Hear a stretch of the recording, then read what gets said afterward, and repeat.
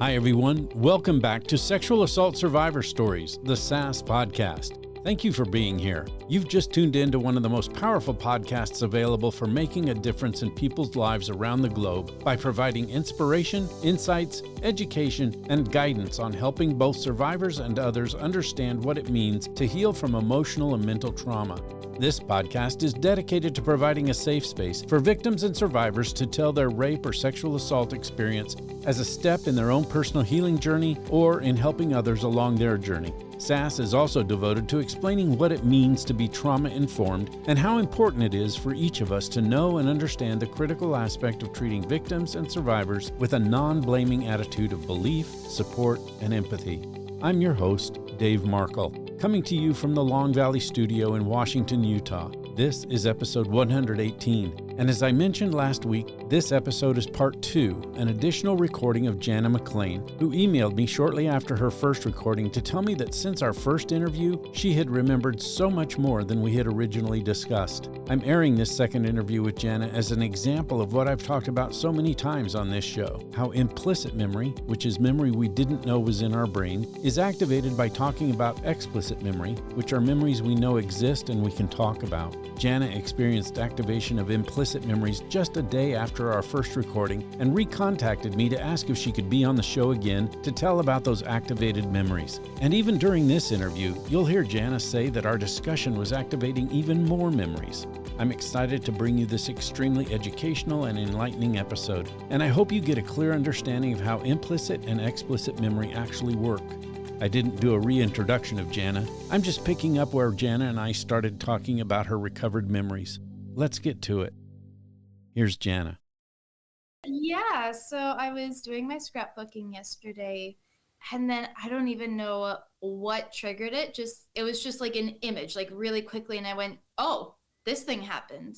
Oh, this other thing happened. Oh, I didn't even talk about this whole thing." So yeah, thank you for letting me add on to it a little bit. It's like you say, memory is not great when dealing with trauma. Not only is it not great, but what you experienced is exactly what I told you would happen and could happen is these implicit memories. They're in there. You just don't know they're there until something activates them. And usually talking about things like we did the other day so in depth and for so long really gets the synapse and the neuropaths activated. So I'm not surprised. This is one of the things that causes law enforcement to not believe victims and survivors. It's them not being educated on how the neuroscience of trauma works. And so instead of saying, "Oh, yes, please, let's talk again. Let's do a second interview or a third or a fourth. Just keep letting us know when these memories keep coming in." They shut down victims and they don't believe them and they claim that they're making up stuff and they're doing everything they can to make it sound like it's more serious than it really was, which is just a disgrace to law enforcement and harmful to victims and survivors more than most people realize.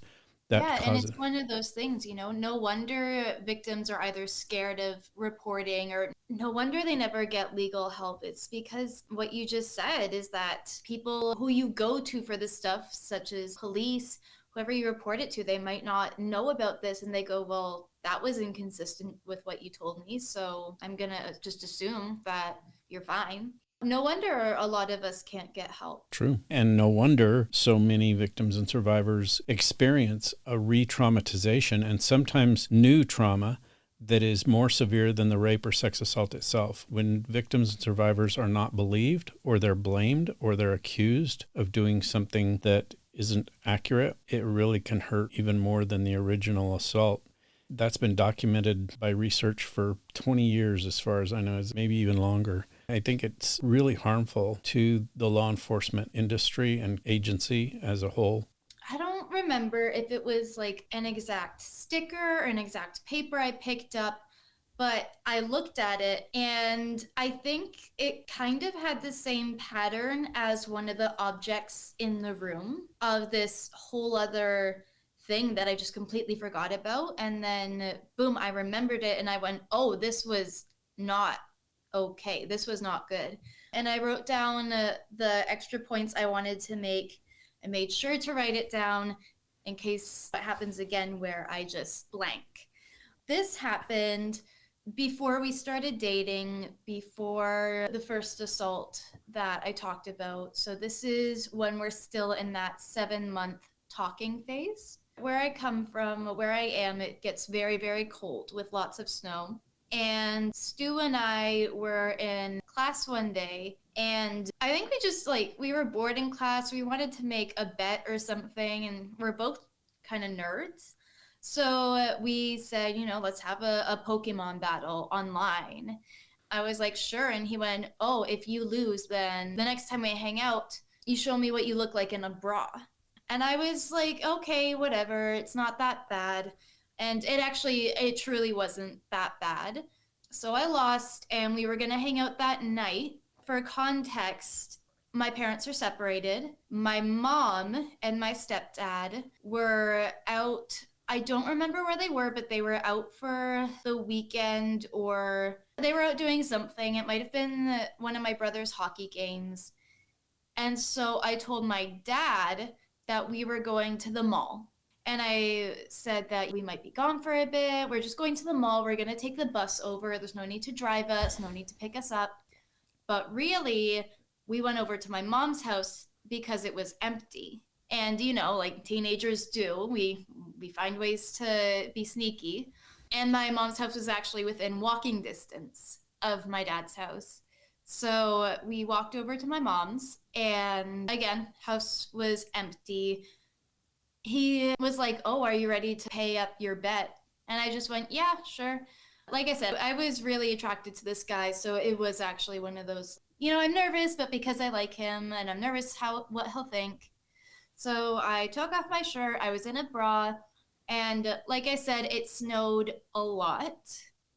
And it was a snowstorm. It was dark outside, and then I started feeling a bit drowsy. So we were lying on the couch, and my eyes were closed, but I was still conscious and aware of my surroundings. A lot of people say, oh, I'm not asleep, I'm just resting my eyes. But I was truly just resting my eyes.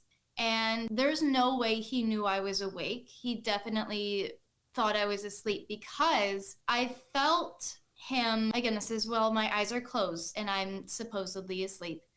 I felt him pull my bra back, and he didn't take it off. He just sort of pulled it down so that my breasts were exposed. I still hadn't opened my eyes, but I felt him shaking next to me.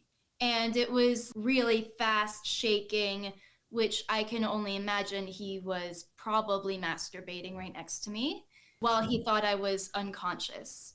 And that was kind of my first I don't know what to do moment. I kept my eyes closed, and I genuinely didn't know what to do. Eventually, after probably 2 minutes, I started twitching and quote unquote waking up because, I was awake, but I started pretending that I was just waking up. And then he stopped and let go of my bra. And I just kind of went, hey, what were you doing? And he said, nothing, I was just on my phone. But I knew he was lying to me. That was definitely, I wish I knew that was a red flag. I don't know why that's the one that my brain had buried back so far. I feel like I was being stupid. I kind of wished that I had actually gone to the mall, or I wished that my dad was, no, it's snowing, you got to stay home, or I don't know. It's not my dad's fault at all. I lied to him. I told him I was going to the mall. It's important, though. I'm glad you wanted it included because it goes to the experience of being manipulated and assaulted and groomed, and everything that he did was a setup for being able to sexually assault you. Exactly. Actually, speaking of manipulation, we had a mutual friend during that 7-month period where he wasn't ready to commit, but he was ready to tell me he loved me, all that jazz. He had a friend. I didn't know her at the time. They would flirt with each other. She would send him not nudes, but pictures where she was trying to look hot for him. One day I said, what does she have that I don't? And he went, well, she has really big boobs. And that just kind of went ouch. But that's not even what this part of the story is focused on. What he did is he took a picture that I think I had on my social media, or that I had sent him a selfie or something, and he edited it onto her body and sent that back to me. And then I think the caption was "my dream girl." And I just kind of was, that's not a compliment. That really sucked and it hurt. That's not okay to send to someone who is trying to be with you. I can say a little bit of a good thing to come from this, though, is that she and I actually became really close friends after, because she didn't know that he was talking to me. And even when we started dating, she didn't know. So I messaged her one day saying, "Hey, I'm Stu's girlfriend. I just wanted to get to know you because I know you and Stu are really close." And then she and I became friends, and she is my absolute best friend right now. That's one positive thing that came from this. But yeah, that situation at the time still hurt. He had this bracelet that his ex gave to him.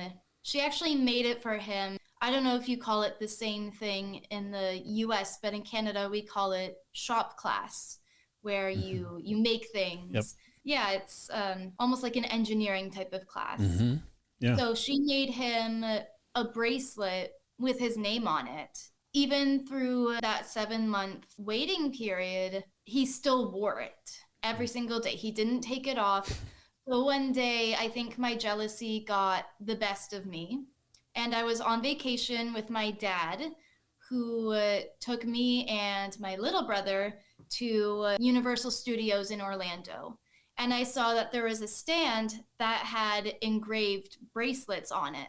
And so I went, you know what? It's time for my bracelet to be on his wrist and not his ex's. Let's move on. So I bought him a bracelet, had his name on it, and I thought now he'll stop wearing his ex's. But no, he wore them both instead. And his ex's actually overlapped mine. And he ended up losing the bracelet I got him and just wore his ex's anyways. You know, that was the kind of guy that I was trying to be with, and he knew that. And hindsight, I wish I left right then and there, but I did. Yeah, I get that. My sister, she's my older sister, was really close friends with Stu's cousin, best friends, but we didn't know until after I started dating Stu. She didn't like Stu. And this is going to be in the timeline after I broke up with Stu the first time. And I was saying, you know, I might take him back. I don't like being single very much. You know, teenage girl. I'm all about the boys. So I said, you know, I might take him back. No one else seems to really want to be with me. No one's giving me any attention. And I missed the attention I was getting. And she went, "Janna, don't take him back. Please don't take him back. He sucks. You deserve so much better." I'm friends with his cousin, and even his cousin doesn't like him, which is true. His cousin would small talk him at family events. His cousin even would go to my sister and go, "Why is Janna with him? He's weird and he's not nice."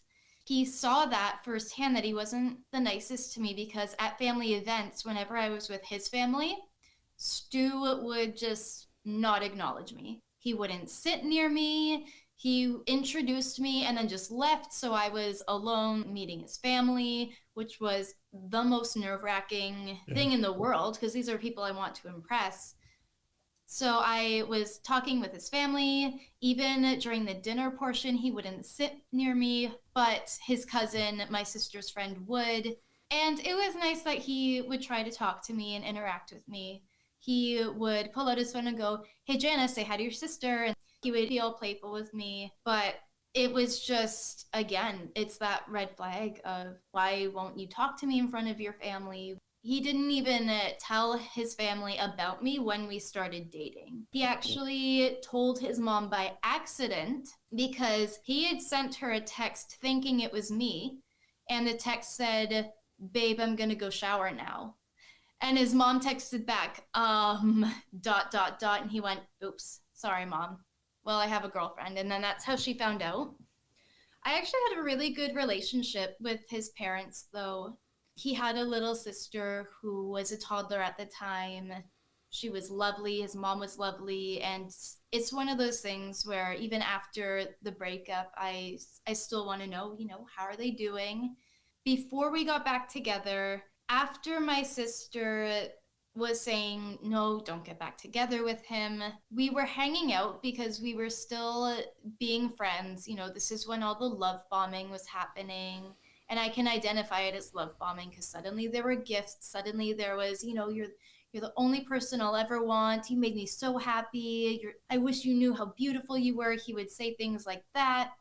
So we were still in contact with each other and we would still hang out platonically from time to time. But there was one day, and I guess it's just something about my dad's basement, because that's where all this stuff seems to be happening.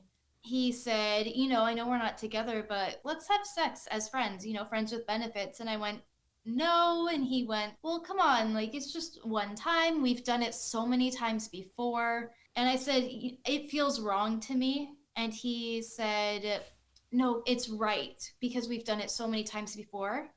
And then that's when I just accepted and went, okay, fine. Just if you can make it quick, make it quick. And I let him, but I wasn't doing anything to enhance it or make it better. I just literally laid there and waited for him to be done, which looking back, I said no. That was also assault because I told him no. He heard me say no. He coerced me. Yeah, it's acquiescence and coercion. I'm going to go a little bit into more depth about the other guy I was seeing, Matt. I briefly mentioned him the last time we were recording, saying that we got together around Halloween and he would not message me for a while. There was one time when we were in the middle of our flirtatious situationship phase. It was around New Year's. And so he was at a party. I guess this is another reference I make to prove to myself that I was not toxic to Stu. Mac was at a party, and instead of blowing up his phone, instead of saying, oh, can you tell me what's happening? I just told him, have fun. Let me know if you need anything. I hope you enjoy. Have fun with your friends. I'm so happy that you're getting out. And around 11 o'clock, I'd say, he texted me saying, oh, I got so drunk and there were a lot of cute girls. And I went, okay, why are you telling me this? Did something happen? And he went, well, this girl was flirting with me and my female friend got jealous. And so she put her arms around me and we just kissed. And I went, oh, well, do you like her? And he went, oh, I don't know. She was pretty cute, so I don't know. And I went, oh, so what are we then? And he went, well, I still want to be with you. I'm not going to end up with her, but she was cute. And I'm going back to her house on New Year's Eve to spend New Year's with her. Wow. And I just kind of like, okay, what the fuck then? Yeah. I should also probably mention that he lived in a town that was about 40 minutes away from me. He had his own truck and he saw me once. He came over once, again, home alone, waited for my parents to not be around. Nothing happened. And I mean, literally nothing happened when he was at my house. We just sat on the couch. He was only there for about an hour, but during that hour, he was texting his female friends who were also in the area if they wanted to hang out that day. He was trying to be like, oh, I want to see this girl that I haven't seen. Oh, like she and I had a fling. I want to see how she's doing. And I'm like, you're doing this right in front of me. Are you kidding me? After an hour, he called up his grandpa and went, hey, we're getting lunch now. Let's go have lunch. And I went, okay, well, bye, I guess. I'm glad that you're spending time with your grandpa. And I even gave him that, yeah, it's good that you're spending time with your family. Have fun. I'll see you another time. But looking back, I did not have to be that nice to him at all. No. And so eventually I broke up with him. He officially asked me out and we officially dated. We almost made it a whole month, but it was that same thing where it started out great. He would call me, he would say I'm beautiful, he would compliment me, and then he would have less interest in talking to me. There was a scary moment where my dad had to get some tests done at the doctor because something was not right. And I was scared. My dad and I have always had an amazing relationship. So I texted Mac saying, hey, he has to go to the doctor. I'm really worried. I could use some support right now. He just texted back, all right, that was it. And I said, oh, I'm so sorry. Maybe it's not important to you. I just thought maybe I could use some support. But if you don't care, that's okay too. Again, this is my proof that I was not a toxic monster that Stu claimed that I was. I said, do you even care? And he went, well, look, I'm going to be here for you and support you. But in life, you just have to get through this stuff on your own because that's just a part of life. Your dad's in my thoughts and prayers, but I don't know what you expect me to do about it. I have my own stuff to deal with. Wow. I was dumbfounded. I didn't know how to respond to that. I literally just stared at my screen thinking, this is the guy I want to be with. And that was kind of the turning point of, I don't want to waste my time on this person. I texted him. Again, our whole relationship was over text because he lived 40 minutes away and he couldn't drive his ass 40 minutes to see me ever, except that one time. Even though he'd have no problem seeing his other female friends. But, whatever. So I said something like, I've never done anything wrong to you. I've tried so hard to make you happy and convince you that I am enough. I'm not naive. I know when I don't matter to someone. And he texted back, this is Mac, you're way too insecure and you don't trust. And so I texted back, I'm way too insecure. I'm not trying to be a bitch right now, but I'm just tired of not being important to you. You've only called once and you threatened, quote, if you hang up, I'll talk to cute girls, unquote. How could I not start being insecure? This is Mac. You know what? It doesn't matter. We're done for more than one reason. You don't know jokes. You're a little too needy. You live far away. 4, I've told you what I do most of my life. I don't know what else you want me to do. And so I said, I have tried to sit through it just to be with you. You just don't seem to see that. He said, well, I told you what you were signing up for. I'm not busy 24/7. I have an hour or 2 a week to play games, but I'm supposed to make time for you. I have to work my ass off to afford my house next year. We were still in high school. What house? I have to work my ass off for the army. Never went into the army. Just a little side note. And when I leave you on red, it's because I check what people say by quickly seeing what everyone says to me. So I just said, you know what? Have fun in the army then. See you later. I ended it and I felt so proud of myself. Even just looking at his response to me wanting to break up with him, of him saying, well, you're too insecure. That was kind of my moment of, you know what? I'm getting strong.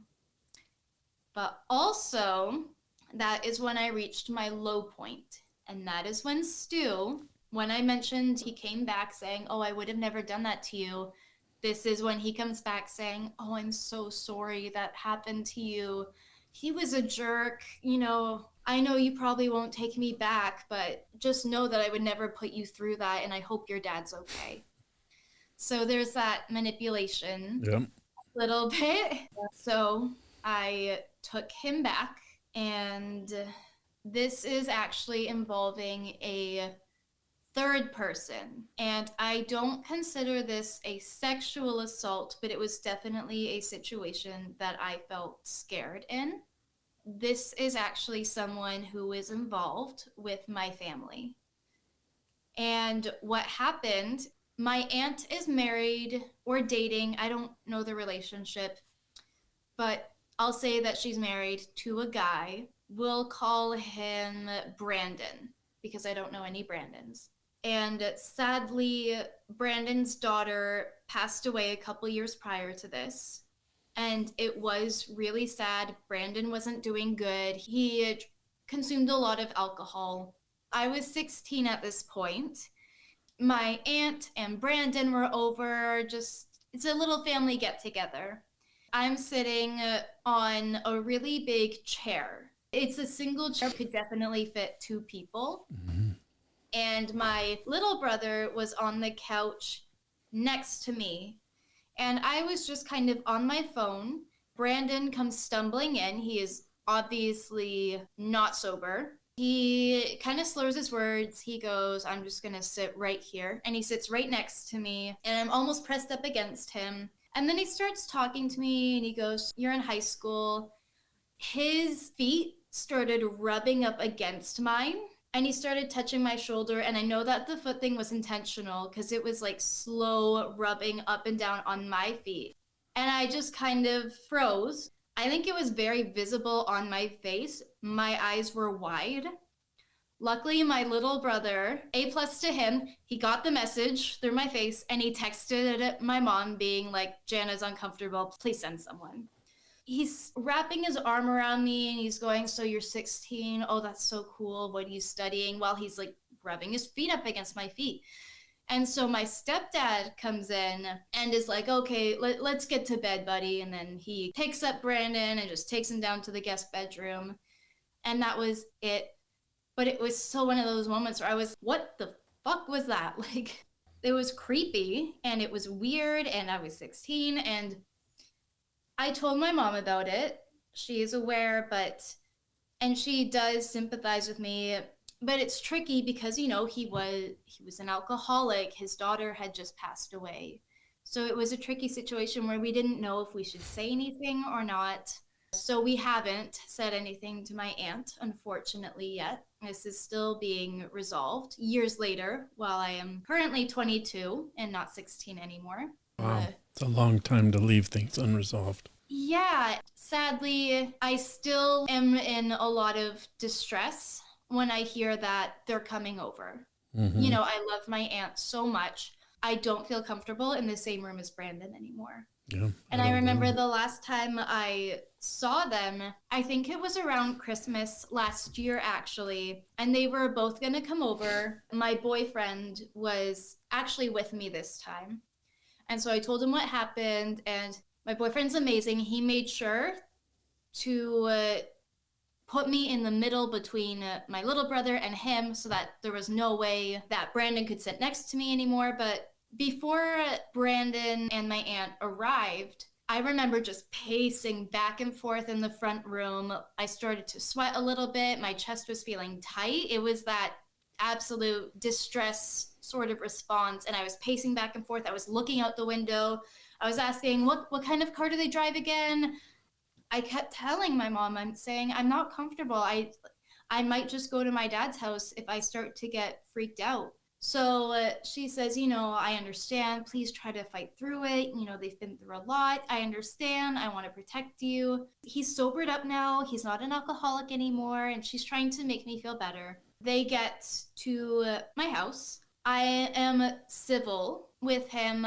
Family hugs one another. When he was going in for a hug and I went, oh, I'm feeling really sick. You know, I work with kids, so I don't want to get you sick. And he went, oh, that's fine. And just gave me a big hug anyways. And I just froze. Okay. Okay. So inappropriate. Yeah, partially on me because I said I was sick. And so he probably just thought I was sick. But also that should be a good social cue that I don't want to be touched. And then my aunt walked to the door and I gave her a big hug. And the whole time that we were all together, I couldn't turn my back to him. If I was sitting at the table and he was at the counter behind me, I would turn my body sideways so that I could see over my shoulder. Even though he wasn't doing anything, I just felt so, what's the word? Vulnerable. Vulnerable, that's the word. I felt so vulnerable being around him. And I even looked at my mom and said, hey, can you show me where your nail clippers are? I have a hangnail. Can you come show me where they are so that I could like get her alone? And at first she tried being like, well, they're in the top drawer. Go look. And I was like, no, I need you to come show me, you know, which top drawer. So finally she goes in and I'm shaking at this point. Even though nothing has been done to me, I can say without being diagnosed, like this is probably a trauma response. Yeah, for sure. Yeah. Yeah. And so I'm like shaking and I go, Mom, I can't do this. I want to go to my dad's house. I can't do this. I'm sorry. And she went, okay, why don't you stick it out for just one more hour? They're going soon anyways, and that'll be it. So I did. I haven't seen them since, but that was last year. That was one of my other stories. When he did that thing with his feet and I was 16, I remember going to Stu about it. It was one of those moments where Stu actually really comforted me. And he made me feel safe. And looking back, I have a hard time knowing if he was being genuine or if he just wanted me to feel safe around him so that he could continue to manipulate. It's hard to tell because there were some nice moments, but there were also those awful moments, right? Can I be honest with you? Yeah, please do. I think everything Stu does is manipulative. Probably. I think even the times that you feel safe and listened to and cared about, knowing everything that he's done and knowing his history, I don't think he's capable of exuding or exemplifying a caring, giving, empathic attitude in and of itself. It's always got an ulterior motive. I think you're right. That's how I assess it, just knowing what I know about sex offenders. Yeah, actually, that brought up another memory. Actually, not of assault, but one of those moments where he, like, an admitting, I don't care about feelings, but it was definitely a peek into his true colors. During the time, and this is the first actual red flag of this whole ordeal, this was around a couple weeks into that 7 month flirtatious type situation. Mm-hmm. There was another girl who liked him, and he knew that. And sometimes he would, put his arm around her. It didn't bother me too much because, if they're friends put their arms around each other. But I remember she brought in, and I don't know if you have them in the States, they're called Pockies. They're like a candy, they're like sticks. Yeah.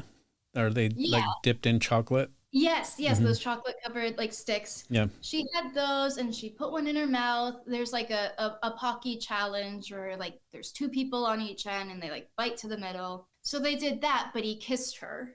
And it wasn't a quick kiss, to get the candy. It was a long kiss. So I asked him over text because I literally just walked away. It was in front of my face. He knew that.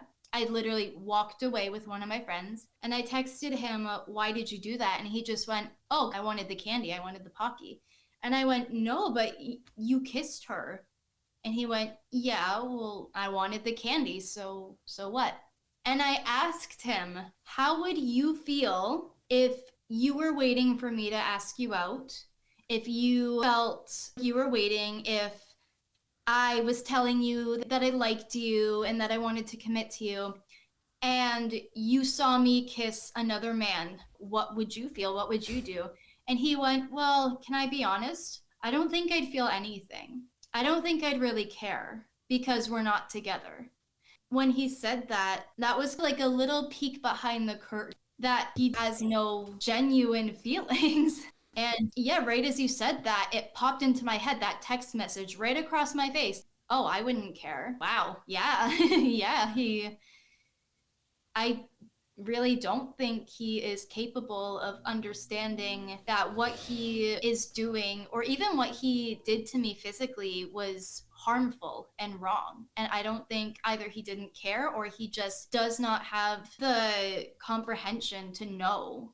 I would assume he doesn't care because what I've heard from every man I've ever met is, yeah, consent is drilled into our brains growing up. And if that's true, then obviously he had to know that I wasn't consenting. So he just probably didn't care. It's very narcissistic. It's all about him. I was just about to say, actually, I'm glad you said that to confirm it.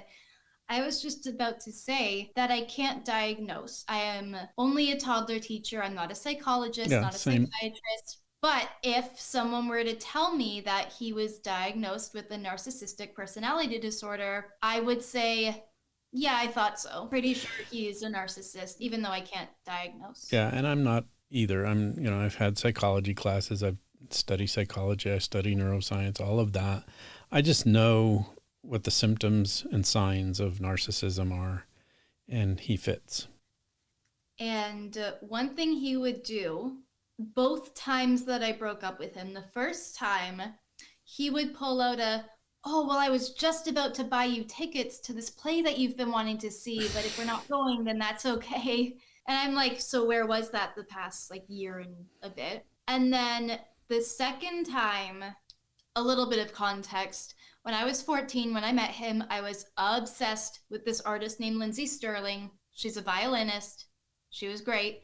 I started playing the violin because of her. Anyways, so fast forward, I'm 18.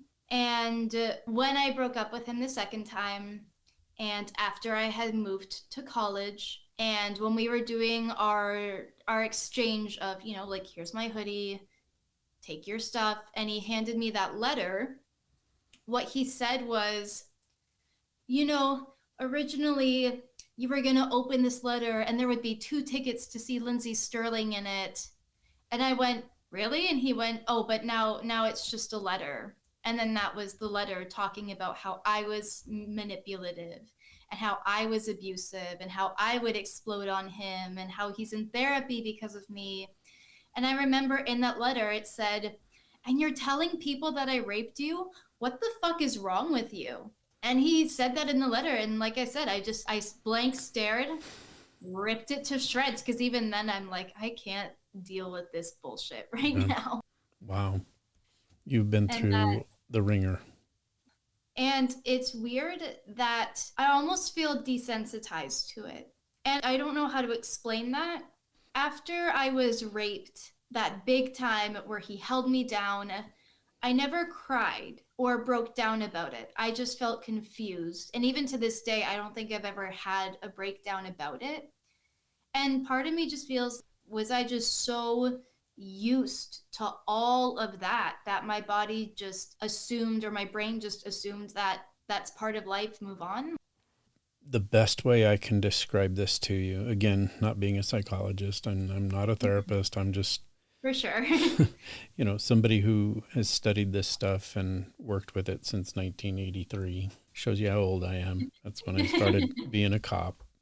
First of all, never blame yourself. You are not at fault for any of this. I hope the cognitive part of your brain, the part of your Yeah. brain that says, this is the here and now, this is the analytics, this is how it all worked out, I was taken advantage of. And the person who's at fault is Stu Yeah. and Mac and the uncle. So Yeah. in every one of those situations, you need to take an attitude of no self-blame and no shame. And that's hard to do because that's a natural consequence of feeling vulnerable and feeling taken advantage of and dissociative state. The way to work through that is to keep talking about this.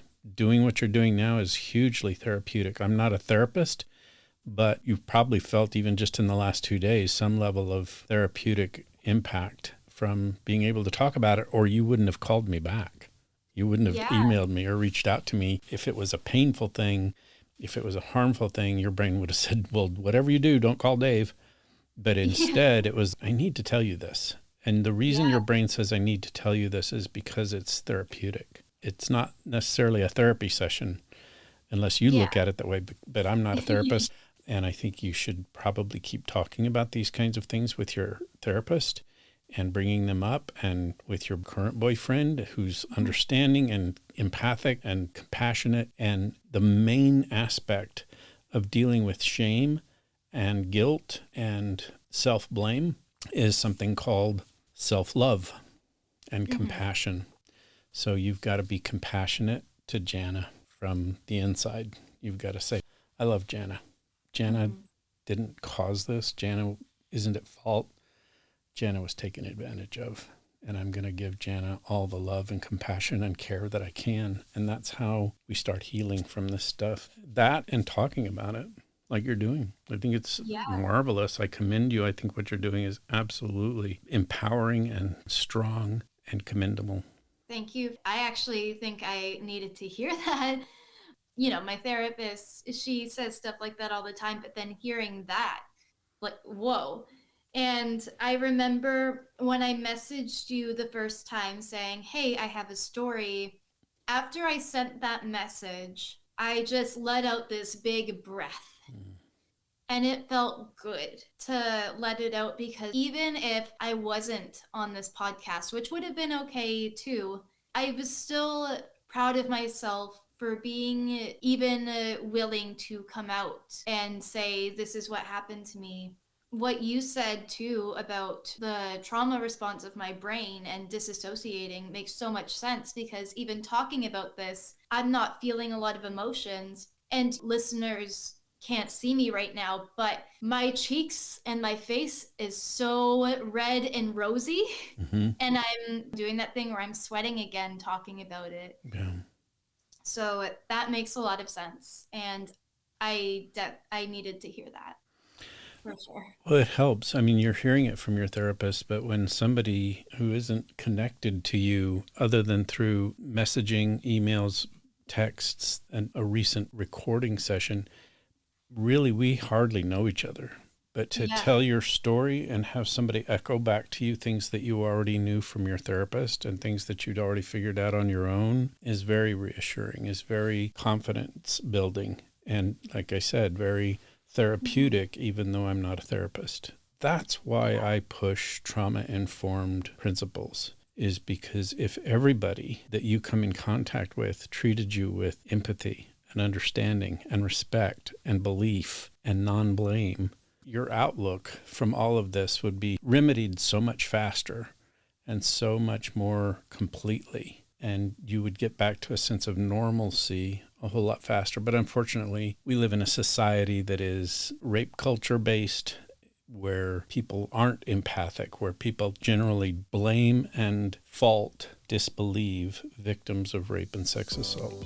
And so it takes longer to make those realizations and changes. All I can do is tell you, I hope nothing but the best for you.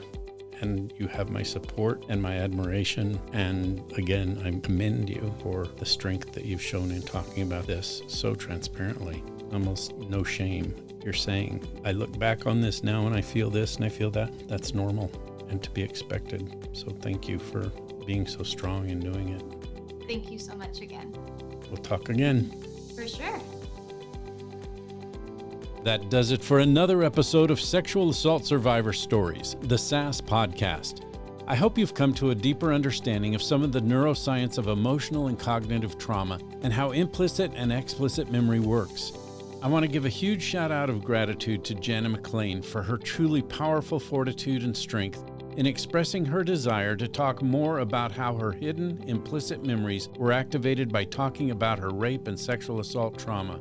Thank you, Janna. You've done an amazing job of sharing your experiences. Hey, listeners, if you haven't already, please subscribe to this podcast and give a 5-star rating to the show. Taking the time to do this greatly enhances the opportunity for others to benefit from hearing this podcast.